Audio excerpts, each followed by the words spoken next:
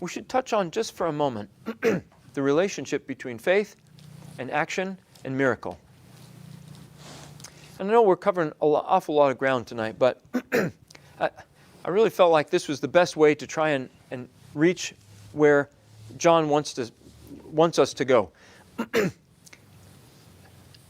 Of all the miracles you can think of in the Bible, okay, so think of one. Everybody got their miracle? Okay, if you don't, just elbow the guy next to you. He's got a miracle. He can share his miracle, okay? Everybody got their miracle?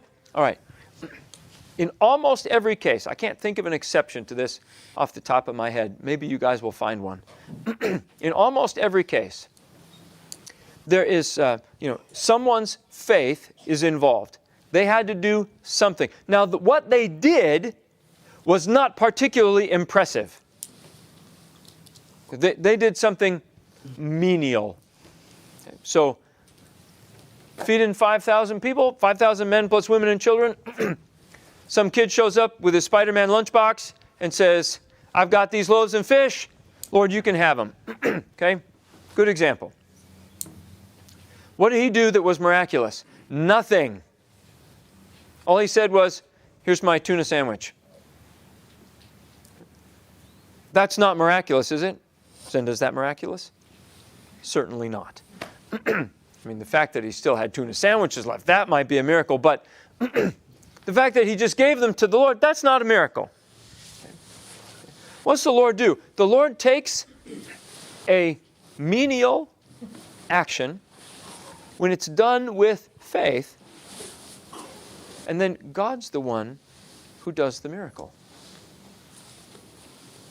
In your miracle, was there any exception to that? Did I miss one? And that's never miraculous. But when their action is joined with faith, then God is the one who performs the miracle. That happens over and over and over and over again. I mean, that's what happened when you became a Christian, wasn't it? I mean, your faith coupled with your action, and just going under the water and coming back out, that is not a miracle. People do that all the time. But in that case, where faith is joined to action, what happens?